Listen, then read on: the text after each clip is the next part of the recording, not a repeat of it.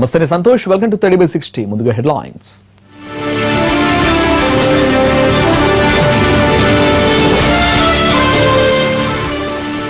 ఇళ్ల పేరుతో గత పాలకులు బిల్లులు కాజేశారు.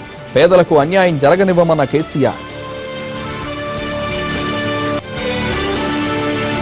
డిజిటల్ లావాదేవీల కోసం ఏపీకి భారీగా ఈపోస్ మిషన్లు. భారత ఆర్థిక సంఘం సదస్సులో సీఎం చంద్రబాబు. దళితురాలుని కాబట్టే కేంద్రం కక్ష కట్టింది. ఖాతాల్లో ఎలాంటి అక్రమాలు జరగలేదన్న మాయావతి. జయ మరణంతో రాష్ట్రంలో భద్రత కరువైంది. ఐటీ సోదాలపై న్యాయ పోరాటం చేస్తానన్న మాజీ సీఎస్ అయినా సామాన్యుడైనా ఒక్కటే, తప్పు చేస్తే ఎవరిని వదలమన్న కేంద్రం. శ్రీనివాస్ గౌడ్ జేసీ వర్గాల మధ్య వాగ్వాదం. ఖైరతాబాద్ ఆర్టీఏ ఆఫీసులో ఉద్రిక్తత. గతంతో పోల్చితే డబుల్ బెడ్రూమ్ ఇళ్లకు చాలా ఎక్కువ ఖర్చు చేస్తున్నామన్నారు సీఎం కేసీఆర్. తెలంగాణ అసెంబ్లీలో డబుల్ బెడ్రూమ్ ఇళ్లపై చర్చ జరిగింది. గత ప్రభుత్వంలో ఇళ్ల నిర్మాణాల్లో అనేక అవకతవకలు జరిగాయన్న సీఎం కేసీఆర్. 194,000 మంది అనర్హులు ఇళ్లు పొందారన్నారు. పాలకులు అధికారులు ఏకమై దోచుకున్నారన్న సీఎం. ఇందిరమ్మ ఇళ్ల బోగస్ లబ్ధిదారులను గుర్తించామన్నారు. నిర్మాణంలో ఉన్న ఇందిరమ్మ ఇళ్లకు డబ్బులు ఇస్తున్నామన్న కేసీఆర్. 2014కు ముందు మంజూరైన ఇళ్లకు కూడా బిల్లులు ఇస్తున్నామన్నారు. పేదల జీవన స్థితిగతుల్ని మెరుగుపరిచేందుకే డబుల్ బెడ్రూమ్ ఇళ్లు కట్టిస్తున్నామన్నారు కేసీఆర్. 1983 నుంచి 2014 వరకు గ్రామీణ ప్రాంతంలో బలహీన వర్గాల ప్రజలు తమ ఇంటి కోసమైన ఖర్చులో 72% తామే భరిస్తే సబ్సిడీ రూపంలో ప్రభుత్వం ఇచ్చింది కేవలం 28%. గ్రామీణ ప్రాంతాల్లో పరిస్థితి ఇట్లుంటే పట్టణ ప్రాంతాల్లో లబ్ధిదారులపై పడిన భారం మరింత ఎక్కువ. 1983 నుంచి 2014 వరకు పట్టణ ప్రాంతాల్లో లబ్ధిదారులపై పడిన భారం 90% కాగా ప్రభుత్వం ఇచ్చిన సబ్సిడీ 10% మాత్రమే. మొత్తం మీద చూస్తే ప్రజలే ఎక్కువ భారం మోసి ఇండ్లు కట్టుకుంటే ప్రభుత్వాలు కట్టిస్తున్నట్టు ప్రచారం జరిగింది. ఈ విషయం అర్థం చేసుకోలేకపోయిన పేదలు తమకు ఇల్లు కట్టిస్తుందనే ఆశతో ముందుకొచ్చారు. ఎక్కువ భారం వారే మోసి అప్పుల ఊబిలో కూరుకుపోయారు. అసలుకు మిత్తి కూడా తోడై మోయలేని భారంతో పేదలు దిక్కుతోదని స్థితిలో పడిపోయారు. బ్యాంకు రుణాలు వసూలు చేయడం కోసం ప్రభుత్వాధికారులు వారి ఇంటి దర్వాజాలను ఊడదీసుకుపోవడం, అధికారులు వస్తున్నారంటేనే ప్రజల ఇళ్లకు తాళాలు వేసి వెళ్లిపోవడం లాంటి సంఘటనలు ఎన్నో మనమంతా చూశామనే విషయాన్ని ఈ సందర్భంగా గుర్తు చేస్తున్నాను. గృహ నిర్మాణ పథకం పేదలకు నిల్వనీడ కల్పించాల్సింది పోయి వారిని రుణగ్రస్తులను చేసి అవమానాలు చేసే పథకంగా మారింది. ఇటువంటి కష్టం ఇక మీద ప్రజలకు కలగకూడదనే మా ప్రభుత్వం నిర్ణయించుకుంది. 2 బెడ్రూమ్ల ఇళ్ల నిర్మాణంలో ఒక్క పైసా భారం కూడా పేదలపై వేయకుండా 100% ప్రభుత్వ ఖర్చుతోనే ఇంటిని నిర్మించి ఇస్తున్నాం. జేసీ ప్రభాకర్ రెడ్డి, శ్రీనివాస్ గౌడ్ బస్సుల వివాదం కొత్త మలుపు తిరిగింది. ఖైరతాబాద్ ఆర్టీఏ ఆఫీసుకు వస్తున్న ప్రభాకర్ రెడ్డిని పోలీసులు అదుపులోకి తీసుకుని గోషామహల్ పిఎస్ కు తరలించారు. తెలుగు రాష్ట్రాల్లో చాలా మంది ప్రైవేట్ ట్రావెల్స్ ఆపరేటర్స్ ఉన్నారని, కానీ దివాకర్ ట్రావెల్స్ ని ఎందుకు టార్గెట్ చేస్తున్నారని జేసీ ప్రభాకర్ రెడ్డి మండిపడ్డారు. అయితే ఉద్దేశపూర్వకంగా దివాకర్ ట్రావెల్స్ ను టార్గెట్ చేశామన్న వాదనలో నిజం లేదన్నారు శ్రీనివాస్ గౌడ్. అక్రమంగా బస్సులు నడుపుతున్న అన్ని ట్రావెల్స్ పైన పోరాడతామన్న శ్రీనివాస్ గౌడ్ పర్మిట్లు లేకపోతే ఏ బస్సుల్ని వదలమని స్పష్టం చేశారు. తన బస్సులన్నింటికీ ట్యాక్స్ కట్టానని జేసీ ప్రభాకర్ రెడ్డి చెబుతున్నారు. తాను ఏదైనా తప్పు చేసినట్లు నిరూపిస్తే ఏ శిక్షకైనా సిద్ధమంటున్నారు. ఆరెంజ్ బస్ ట్రావెల్స్ యజమాని చేస్తున్న తప్పుడు ఆరోపణలకు శ్రీనివాస్ గౌడ్ తెలియకుండానే మద్దతిస్తున్నారని ఆవేదన వ్యక్తం చేశారు జేసీ. బిజినెస్ చేసే వాళ్లకు ఆంధ్ర, తెలంగాణ తేడా ఉండదన్న జేసీ ప్రైవేట్ బస్ ఆపరేటర్స్ 4 రాష్ట్రాల్లో బస్సులు నడుపుతున్నారని గుర్తు చేశారు. మీడియా మధ్యవర్తిత్వం వహిస్తానంటే తన దగ్గరున్న డాక్యుమెంటల్ ఎవిడెన్స్ ఇస్తానన్నారు జేసీ. పాలెం బస్సు ప్రమాద బాధితులందరికీ పరిహారం అందిందని, ఒకరికి మాత్రం అందలేదని జేసీ ప్రభాకర్ రెడ్డి స్పష్టం చేశారు. 45 బస్సు ఉంటే కూడా నాకు 44 ఉండేది. 45 బస్సు ఉంటే కూడా నేను పొద్దున్నే బండ్లు స్టాప్ చేస్తాను. ఒకటి నేను ఫస్ట్ అడిగింది ఏముంది, ట్యాక్స్ సంవత్సరం పొడవునా కట్టారా? ఎవరు బస్సుకి? ఆయన బస్సు సునీల్ బస్సు, ఆయన బస్సులు ట్యాక్సేషన్ 1 year డ్యూటీ చెక్ చేయండి. నేను ఒక్క సంవత్సరంలో ఒక్క రోజు కట్టకపోయినా నేను ఆఫ్ చేస్తా, ఆయన ఆఫ్ చేస్తాడా? దానికి ఊరి మీరు మైకులు పెడితే సరిపోదు. ఎవరు మీడియేట్ చేస్తారు చెప్పండి. మీరు కాదు no చర్చిక I will give my papers to you. You take their papers. Then verify them. నేను కరెక్ట్ నేను సాచా అని చెప్తా. అది కాదు నేను చెప్పేది ఒకటి దయచేసి. ప్రతిసారి మమ్మల్ని మాఫియా గీఫియా అని మీరు దండిగా పెట్టినారు. No problem. నేను చెప్పేది ఏమంటే శ్రీనివాస్ గౌడ్ గారు ఏపీఎస్ఆర్టీసీ టీఎస్ఆర్టీసీ గురించి మాట్లాడింటే సార్ నేను పెద్ద పట్టించుకున్నాను. పర్టికులర్ గా ఒక్క మనిషి మీద ఎందుకు మాట్లాడాడు ఆయన? ప్రైవేట్ ఆఫర్ దొంగలు అన్నప్పుడు ఈజ్ ఇన్ ద ఎమ్మెల్యే ఆయన అందరినీ అదే ప్రకారం అన్నారు. కానీ ఆయన ఒకటి సాధ్యం కాదంటే నేను ఒకటండి, నేను పొద్దున్న మీరు కెమెరాలు పెట్టలేదు. Please take up my case. Please tell me then I will talk. సరే, ఈ పాలెంకట్టలో 52 మంది చనిపోయారన్నారు కదా, నిబంధనల విరుద్ధంగానే 42 సీట్లది 52 ఎట్లా చనిపోయారు? నువ్వు అడిగినావు దాని కోసం తప్పు లేదు. నా ఆర్సీ ఇస్తా, అన్ని ఇస్తాను. ఆయన ఏమంటాడు ఎందుకు తప్పు ఉంది అంటాడు. పోనీ నాదే అనుకున్నాను బస్సు తప్పేం చచ్చిపోతాను. ఎవరైతే ఇప్పుడు సునీల్ 3 బస్సులు కాలిపోయినాయి. ఎందుకు కాలిపోయినాయి అంటే అదేదో ప్రాబ్లం ఉంటుంది. మీకు తెలుసా ఏమేమి ఇచ్చినారు? నా దగ్గర సుప్రీంకోర్టు జడ్జిమెంట్ ఉంది అని. ఆయన తెలుసా ఆయన కాన్స్టిట్యూన్స్ లోనే ఆ కేసు జరుగుతుంది. ఎక్సెప్ట్ 1 అందరి కాంపిటీషన్ వచ్చింది. అది ఎందుకు ఆ ఒక్కరికి రాలేదంటే ఇంట్లో ఫైట్ చేస్తున్నారు, నాకు రావాలని. ఆయన కాన్స్టిట్యూన్స్ లోనే ఉంది. ఆయన తీయబడి లేదు, నేను ప్రూఫ్ ఇస్తాను. 16 కోట్ల రూపాయలు ఏమే. ఇప్పుడు ఏదన్నా కానీ లీగల్ గా మీరు డాక్యుమెంట్ అడగరే. నువ్వు చెప్పు సార్ అంటే మళ్ళీ రేపు ఇంకోసారి తెచ్చి ఆయన పెడతారు, ఆయన నుంచి మళ్ళీ నాకు పెడతారు, నా నుంచి ఆయన. మీకు కొద్దిసేపు కాలక్షేపం వస్తుంది ప్రజలకి. వద్దు డోంట్ డూ దట్ ప్లీజ్. సాయంత్రం ఆయన మీ ఇంటికి వస్తానన్నారు. నేను నో ప్రాబ్లం. నేను ఇప్పుడే చెప్తాం అనుకుంటానా. ఆయన ఇంటికి పోదాం, ఇప్పుడే పోదాంపండి. అసెంబ్లీలో ఉంటే కూడా పిలిచండి, ఇంటికి పోదాం. నేను ఇంకోటి చెప్తా. ఆయన ఏదో ఒకడు పోయి ఏదో ఏడుస్తే వాడు సేఫ్ గార్డ్ అని చూస్తున్నాడు. కానీ బాబా ఆయనకైతే తెలియదు. నేను ఒక మాట అన్నా, నీకు కూడా బాగుంది అంటాను బాధపడిపోయినాడు. మా అమ్మ తోడు, మా నాయన తోడు, అబ్బా తోడు అన్నాడే. ఒక చిన్న మాటకే నేను అసెంబ్లీలో ఈ బస్సుల గురించి ఎన్నిసార్లు వచ్చింది, పట్టనేది పడింది. ఈని this is fashion for me. మా నాన్న 43లో బస్సు ఓనరండి, పొగ్గులు bus owner. I can't leave this. ఇప్పుడు తాగేవాడు ఇష్టపెడతాడా? ఇది అంతేగాని I can't leave this transport. తెలియకపోతే నువ్వెందుకు మాట్లాడతావు? తెలిసి నువ్వు ఆరోపణలు కాదు, నువ్వు నిజం తీసుకొని చెప్తా. పొద్దున నీ ఆరోపణ అంటే మళ్ళీ ఆయన ఇంకో ఆరోపణ. తిరుపతిలో ఏపీ ముఖ్యమంత్రి చంద్రబాబు మీడియాతో మాట్లాడుతున్నారు. లైవ్ లో చూద్దాం. జీవనాడి, లైఫ్ లైన్, ప్రతి ఒక్కరి జీవితాల్లో వెలుగు తీసుకొచ్చే వెలుగు రేఖ. అక్కడి నుంచి మొత్తానికి వస్తుంది. That is where we are conceiving. నేను అందరిని చూడమన్నా. అందుకే రేపు 30వ తారీఖున ఎమ్మెల్యేలని మా సెక్రటరీస్ అందరిని రమ్మన్నా. మీరు కూడా విట్నెస్ చేయండి, మీకు ఒక ఐడియా వస్తుంది. పెద్ద దూరం కూడా లేదు. నేషనల్ హైవేలో ఒక 1/2 అవర్ 45 మినిట్స్ రాజమండ్రి నుంచి వచ్చి చూడమని చెప్పి అందరిని ఇన్వైట్ చేస్తున్నాం. ఎందుకంటే సీయింగ్ ఈజ్ బిలీఫ్. ఎంత కష్టపడ్డాం, ఎన్ని కాలువలకు ఎంత శ్రమ చేశాం, ఎంత ఎఫర్ట్ ఉంది, ఎంత కష్టపడితే సాధ్యమని తెలిస్తే పబ్లిక్లో కూడా ఒక అప్రిసియేషన్ ఉంటుంది. అట్లా కాకుండా ఏదో వచ్చేసింది, ఏదో జరిగిపోయింది అనే ఫీలింగ్ వచ్చినప్పుడు ఉండే సాటిస్ఫాక్షన్ లేదు. అపోజిషన్ ఏదైతే మాట్లాడుతున్నారో మీరు వాళ్ళకు బుద్ధి చెప్పాల్సిన అవసరం ఉంది. ఎందుకు వాళ్ళు ఈరోజు మరి మాట్లాడుతున్నారు?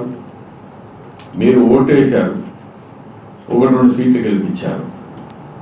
ఆ సీట్లు ఉండే పుణ్యానికి వాళ్ళు వచ్చి ఇవన్నీ మాట్లాడే పరిస్థితికి వస్తున్నారు. అవే లేవనుకోండి, అవి కూడా మాట్లాడే పరిస్థితి లేదు. మీరిచ్చిన అధికారాన్ని ఉపయోగించుకొని ప్రజలకు అన్యాయం చేయడానికి ముందుకు పోతున్నారు తప్ప, అడ్డుపడుతున్నారు తప్ప ఇంకోటి కాదు. ఆ విషయం కూడా ప్రజలు గుర్తుపెట్టుకోవాల్సిన అవసరం ఉంది. నేను ప్రజల్లో ఒక అవేర్నెస్ తేవడానికి ఇవన్నీ మాట్లాడుతున్నా. మాట్లాడాలి. మాట్లాడకపోతే ప్రజలు ఏమనుకుంటారంటే ఏదో, ఇప్పుడు ఉదాహరణకు నేను ఆ రోజు మీరు కూడా కొంతమంది రాశారు స్పెషల్ ప్యాకేజ్ ఎందుకు ఒప్పుకున్నారని. ఈ ఒక్క ప్రాజెక్టుకే as on today revised estimates తయారు చేసుకుంటే, ఇప్పుడే నేను చెప్పను, అవన్నీ ఎస్టిమేట్ చేసుకుంటే చాలా డబ్బులు అవుతుంది. కంపల్సరీగా వాళ్ళు పూర్తి చేయాలి. ల్యాండ్ ఎక్విజిషన్కి ఎక్కువ అవుతుంది. ల్యాండ్ ఎక్విజిషన్ ఏం చేస్తారా? కేంద్ర పార్లమెంట్ తీసుకొచ్చారు. ఆ ల్యాండ్ ఎక్విజిషన్, రిహాబిలిటేషన్ కొత్త చట్టం ప్రకారం మీరు పే చేయాలని ఎంత అవుతుందో అది పే చేసి వాళ్ళు రీహాబిలిటేట్ చేసి మనం ఈ ప్రాజెక్ట్ పూర్తి చేయాల్సిన అవసరం ఉంది. మిగిలిన ప్రాజెక్ట్ కూడా ఏ విధంగా ఖర్చు పెట్టాలో ఖర్చు పెట్టి కంప్లీట్ చేయాలి. అందులో ఇంకోటి కూడా ఉంది ప్రాజెక్టు. ఒక రోజు కానీ లేట్ అయితే ఈ ప్రాజెక్టుకి 25 నుంచి 30 కోట్ల రూపాయలు అదనంగా భారం పడుతుంది రోజుకి.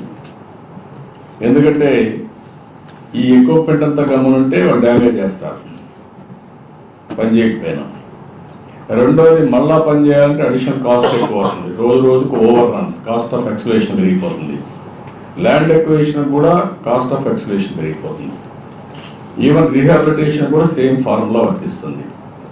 ఇవన్నీ కూడా పెట్టే కొద్దికి రోజుకు ఈ ప్రాజెక్ట్లో చాలా ప్రమాదం వస్తుంది. రెండోది ఇన్ని కంపెనీలు, ఇంత ఎక్విప్మెంట్, ఇంత క్వాలిటేటివ్ ప్రపంచంలో తెచ్చిన ఎక్విప్మెంట్ అంతా డిస్టర్బ్ అయింది అనుకోండి, వాడికి కోపం వచ్చి నేను కోర్టుకు పోతాను, కోర్టుకు పోయి తీసుకెళ్ళిపోయాడు అనుకోండి, వారు పెట్టేసి వెళ్ళిపోయాడు, మళ్ళీ రీఅసెంబుల్ చేయడం ఇంపాసిబుల్.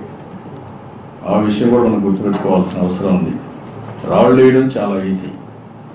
ఇంత పెద్ద ప్రాజెక్ట్ని, అందుకని చెప్పాను ఇండియాలోనే ఇంత పెద్ద ప్రాజెక్ట్ ఇంక ఫ్యూచర్లో కట్టే పరిస్థితి కూడా లేదు. ఇంత పెద్ద irrigation project, that is the size of the project, that is the magnitude of the project. అది గుర్తుపెట్టుకొని ప్రజలు ఆలోచించుకొని సహకరించాల్సిందిగా ఇలాంటి వాళ్ళ పట్ల అప్రమత్తంగా ఉండమే కాదు, చీకొట్టే పరిస్థితి రావాలి. ప్రజలే వాలంటరీగా బయట వచ్చే పరిస్థితి రావాలి. ఎక్కడికక్కడ చర్చనీయాంశం కావాలి. ఇలాంటి దుర్మార్గుల పట్ల అప్రమత్తంగా ఉండి ఎక్కడికక్కడ చీకొట్టే పరిస్థితి వస్తే నీకు అవగాహన లేకుండా మాట్లాడుతాను చెప్పే పరిస్థితి తప్ప ఇది సాధ్యం కాదు. నా స్వార్థం కోసం కాదు. అయితే ఈ ప్రాజెక్టు పూర్తయితే నాకు పేరు వస్తుంది. పేరేంటి, చరిత్రలో పలానా పీరియడ్లో కట్టారు, పలానా కేంద్ర సహకరించిన పేరు వస్తుంది. ఆ పేరు కోసం తాపత్రయం తప్ప ఇంకోటి కాదు, వ్యక్తిగత ప్రయోజనం కోసం కాదు. ఆ విషయం అందరూ గుర్తుపెట్టుకోవాల్సిన అవసరం ఉంది. దీనికి పూర్తిగా ప్రజలందరిలో ఒక చర్చ జరగాలి. ఈసారి సంక్రాంతి పండుగలో కూడా జన్మభూమిలో ఇది ఒక పెద్ద చర్చనీయాంశం కావాలి. ఒక హోప్, ఒక భరోసా, ఒక భద్రత, భవిష్యత్తు మీద ఒక ఆశ, దానికి నాంది పలకాల్సిన అవసరం ఉంది. అది చేయడం కోసం మీకు కూడా చెప్తే సబబుగా ఉంటుందని ఉద్దేశంతో ఇక్కడ పెట్టాను. అంటే విజయవాడలో పెడతానుకున్నా కానీ అప్పుడప్పుడు మీకు కూడా తెలియాలి. మీరు కూడా ఏదో రాయేస్తూ ఉంటారు. అందరూ కావాలన్నారు కానీ కొంతమంది సర్కల్సెస్లో సమాచారం లేకుండా కూడా ఊహించుకొని కూడా కొన్ని జరుగుతూ ఉంటాయి. కొంతమంది కావాలని రాసి రాస్తూనే ఉంటారు. దాని గురించి పెద్ద బాధ లేదు, వాళ్ళ గురించి పట్టించుకోవాలలేదు. అయితే డెమోక్రసీలో ప్రజలే న్యాయ నిర్ణేతలు కాబట్టి ప్రజల్లో ఒక అవగాహన పెరిగితే ఇలాంటి వారి పట్ల అప్రమత్తంగా ఉంటారు. ఒకసారి గవర్నమెంట్ ఆర్గనైజ్ చేస్తే ఇక్కడ తిరుపతి నుంచి ఇరిగేషన్ నేనేమంటున్నానంటే ఇది చేపిస్తాను. పోలవరం, పట్టిసీమ 2 ప్రాజెక్టులు మీ అందరికీ అరేంజ్ అవ్వడం నేను కలెక్టర్ చెప్తాను. నేను ఇన్ఫర్మేషన్ చెప్పి అవి ఆర్గనైజ్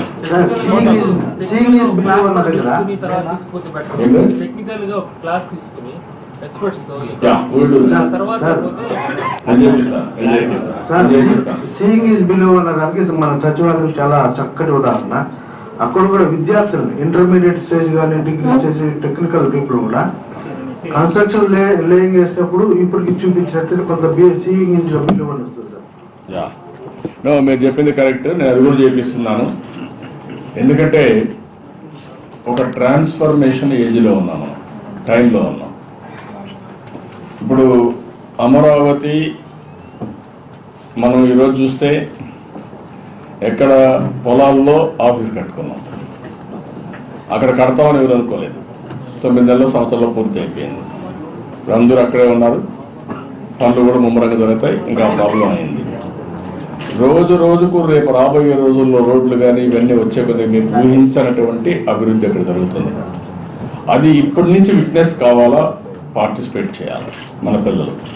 అదే మరి పోలవరం, అదే మరి ఇరిగేషన్ ప్రాజెక్ట్స్, ఇవన్నీ కూడా ఎప్పటికప్పుడు మీరు చూస్తే మీకు ఒక ఆలోచన వస్తుంది. ఎంత శ్రమ ఉంది, ఏ విధంగా చేసాం, ఎంత మనం ముందుకు పోగలిగిన ఒక ఐడియా వస్తుంది.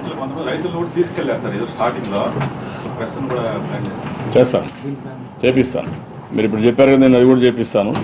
మీరు కూడా చూడాల్సిన అవసరం ఉంది. చూస్తే మీకు ఒక ఐడియా వస్తుంది, పెట్టిస్తాను.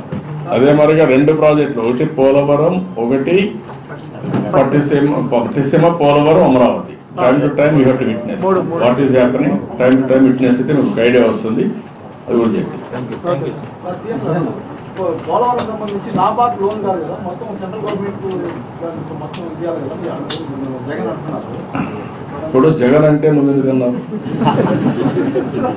అంటే జగనే చేయబట్టాలని నేను కూడా చేయబట్టాలా అడుగుతుంది. ఏమనుకోవద్దు. ఎందుకంటున్నానంటే ఒక వ్యక్తి దుర్బుద్ధితో చేసే మాటల్ని మనకు సమస్య సందర్భం ఏంటండి? నాబార్డ్ లోన్ ఇచ్చారు.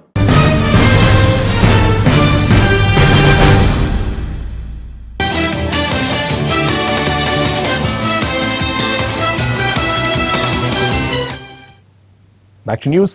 నేనే సీఎస్ ను, నాకు ట్రాన్స్ఫర్ ఆర్డర్ ఇచ్చే ధైర్యం ఎవరికి లేదన్నారు తమిళనాడు మాజీ సీఎస్ రామ్మోహన్ రావు. తనను సిఆర్పీఎఫ్ గృహ నిర్బంధంలో ఉంచిందని, ఇది రాజ్యాంగ ఉల్లంఘనే అన్నారు. Various departments. I was under house arrest by CRPF in this house. All of you have seen. All of you have seen. I was under house arrest. The Chief Secretary of Tamil Nadu is a constitutional assault. It is a constitutional assault on the office of the Chief Secretary. I was Chief Secretary. I am the Chief Secretary. This government has no guts to serve me the copy of the transfer order to me. They have no guts to serve me the copy of the transfer order. Still I claim I am the Chief Secretary of Tamil Nadu, appointed by Purachit Talavi Amma, appointed by, sponsored by, nurtured by Honorable Madam, who is my departed leader. I am still the Chief Secretary of Tamil Nadu. They have not served me a copy of the, perhaps the present Chief Secretary may be made in charge. I don't know. తన కొడుకు పేరుతో search warrant తెచ్చి తన ఇల్లు కార్యాలయాల్లో సోదాలు చేశారంటూ విరుచుకుపడ్డారు రామ్మోహన్ రావు. ఇలా ఎక్కడైనా జరుగుతుందా అని ప్రశ్నించారు. తన కొడుకు ఎప్పుడూ వారం రోజులు కూడా తన ఇంట్లో లేడన్నారు. They showed me a warrant. They showed me a search warrant. My name is not there. In the search warrant, my name is not there. I asked the Income Tax Department, where is my name? My son has never lived in this house, even for a week, after his 9-year stint in Microsoft. They have not searched me. They have not searched my house. Right. What did they found? They found 1,12,000 rupees, 320 rupees.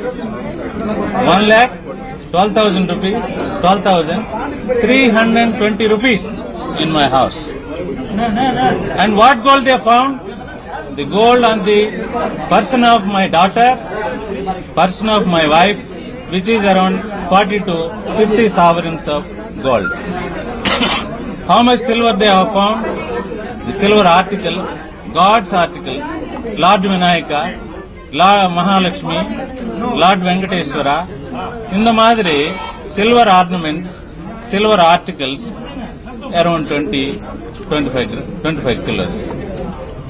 They have found that. And what documents they have found? They Jayalalithaa బతికుంటే ఇలా జరిగేదా అని ప్రశ్నించారు రామ్మోహన్ రావు. తన ఇల్లు కార్యాలయంలో సోదాలను తప్పుబట్టిన రామ్మోహన్ దీనికి ఎవరు అనుమతిచ్చారని ప్రశ్నించారు. The search warrant is in my name, my son's name. They raided Chief Secretary's office in the office. They should have called Home Secretary. Home Secretary was not there. He is in charge of police. The Honorable Chief Minister was present in this office. They have not asked the, I don't know whether they have asked the permission of the Honorable Chief Minister. Home Secretary is the custodian of the police. Public Department is the custodian of various government offices.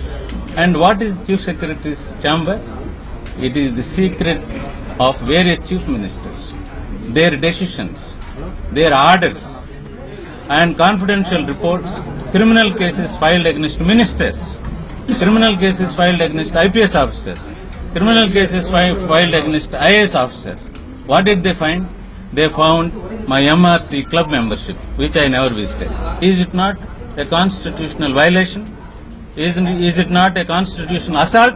Where is the state government? What role the government of India or its departments of business to enter? If Honorable Madam was alive, anybody has got the guts to enter the Secretariat. CRPF enters the Secretariat. What guts they have got? Did they get the Honorable Chief Minister's permission to enter to my room? And what did they find? I am not a coward. I am trained by Madam. Not one day. She has been training me since I was the collector of Chengalpattu MGR district since 1994. Yes. And 5.5 years she trained me. She positioned me as the chief secretary. If Madam was alive, if this is the condition and status of the chief secretary who has 32 years of service, and what happens to the ADMK workers? What happened to the state government servants? I am telling my IAS friends and the entire bureaucracy in the country, how can CRPF can enter anybody's house or office? If they wanted to search my house, they would have transferred me out and searched me. తనను target చేశారని తన ప్రాణానికి ముప్పు ఉందన్నారు రామ్మోహన్ రావు. అలాగే ఇసుక contractor Shekhar రెడ్డితో తనకు ఎలాంటి సంబంధాలు లేవన్నారు ఆయన. తను పలు శాఖల్లో పనిచేశానని, ఎంతో మందితో పరిచయాలు ఉన్నాయని తెలిపారు. అయితే ఎవరితోనూ వ్యక్తిగత సంబంధాలు మాత్రం లేవన్నారు Rammohan Rao. Daughter-in-law was in the advanced stage of pregnancy in Ramchandra Hospital. My son was there. They pulled him out and they put some people around my daughter-in-law's room and they pulled him out. At gunpoint, CRPF entered my house. You know, you have seen. All of you have seen CRPF entering my other door up there. You all see, you are all recording. It is there on your files. They have entered my house. They have entered my son's house in gunpoint. They showed the guns. What did I do? I don't know. I may be a big hurdle to many forces. They may be thinking he is a hardcore man. He will abide what Madam Jayalalitha has told. He will abide by that. I don't know. These are the facts.